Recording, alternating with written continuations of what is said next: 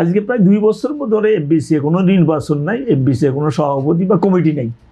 এখন অ্যাডমিনিস্ট্রেট দিয়ে এফবিসি এটা চালানো আর না চালানো নিরর্থক।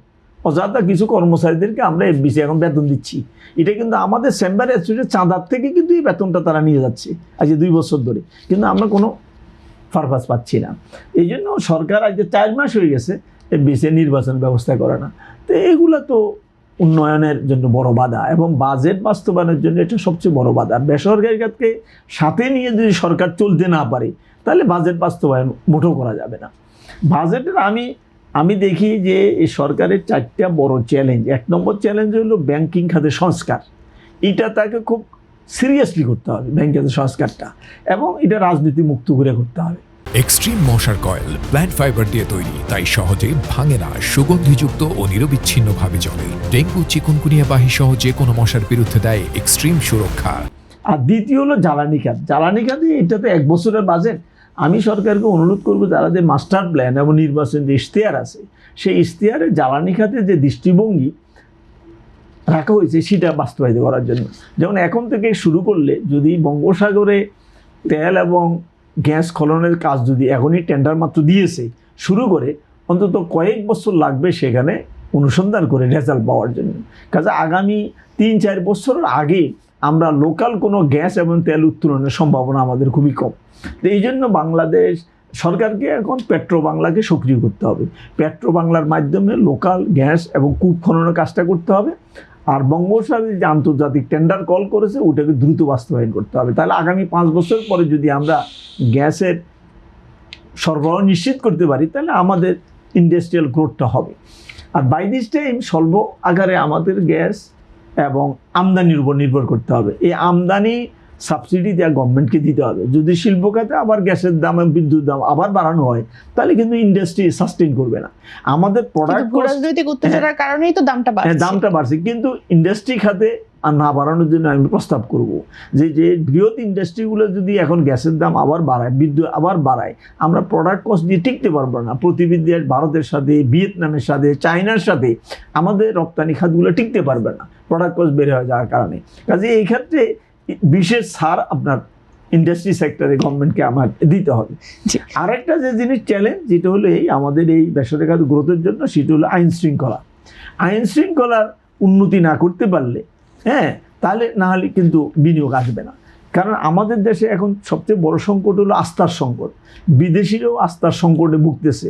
আগে ছিল কি নির্বাচন হয়ে যাক, নির্বাচন হয়ে গেলে আমরা ইনভেস্টমেন্ট আসবো, বিদেশি এইভাবেও বলেছে। এখন দেখেন বিদেশি এখন কি বলে যে দেখি আইন শৃঙ্খলা পরিস্থিতি কী হয়, সরকারি নীতি সহযোগিতা কী হয়, আন্তর্জাতিক ক্ষেত্রে সরকার ভূ রাজনীতিতে কোন দিকে যায়, এই সমস্তগুলো এখন বিদেশিরা গুনতেছে। এখন যেমন চায়না হিসাব করবে সে বর্তমান সরকার কোন দিকে যাচ্ছে, জাপান হিসাব করবে বর্তমান সরকার কোন দিকে যাচ্ছে। কাজেই একটা ব্যালেন্স কূটনীতি সরকারকে করতে হবে। সরকারের মনে রাখা উচিত যে আমার প্রতিবেদী বন্ধু ভারত বন্ধু নয়, ভারত আজীবনই আমাদের শত্রু। এই দেখেন গতকালের ঘটনা দেখেন, আমাদের বর্তমান সরকারের উপদেষ্টা এবং এটা রাজনৈতিক প্রোটোকল মেনটেন করে একটা প্রতিনিধি দলের প্রধান হইয়া সে সেখানে গিয়েছে, উপদেষ্টা, তথ্য উপদেষ্টা। সে দিল্লিতে যে 2.5 ঘন্টা তাকে বসে রাখা হলো। এর চেয়ে জাতিকে অপমান, তাকেও অপমান না তো বাংলাদেশকে অপমান। তো ভারত এই জন্য আমাদের বন্ধু নয়, তাকে বন্ধুত্ব সুলভ সম্পর্ক তার সাথে রাখতে হবে। তার লগে শত্রুতামি করে আমরা কিছু করা যাবে না। সে আমার বড় প্রতিবেশী, তার লগে বন্ধুত্ব দিয়ে চলতে হবে। কিন্তু সহযোগিতা নিতে হবে চীন থেকে, সহযোগিতা নিতে হবে জাপান থেকে, সহযোগিতা নিতে হবে আমেরিকা থেকে। এসব বৃহৎ দেশগুলোর থেকে আমাদের আর্থিক সহযোগিতা এবং ঋণ গ্রহণের জন্য নিতে হবে। এই জন্য আমি বর্তমান প্রধানমন্ত্রীকে ধন্যবাদ জানাই যে তিনি প্রথম সফরটা মালয়েশিয়া সিলেকশন করছেন। এটা খুব ভালো হয়েছে, ভূ রাজনীতির জন্য এটা দরকার ছিল। এটা খুবই ভালো সিদ্ধান্ত নিয়েছে।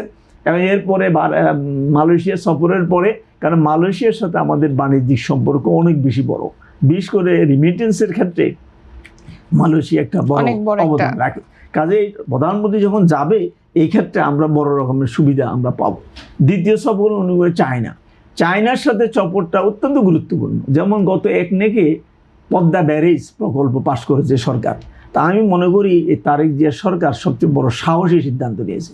পদ্মা ব্যারেজ সিদ্ধান্ত নেওয়া এবং তিস্তা ব্যারেজ সিদ্ধান্ত কার্যকরী করা, এইটা একটা দেশের জন্য, একটা নেতৃত্বের জন্য বড়। যেমন শেখ হাসিনা তিস্তা ব্যারেজ প্রকল্পে একটাকে পাশ করেছিল, কিন্তু অগ্রসর হতে পারে নাই। কী জন্য পারে নাই? ভারতের বাধার কারণে।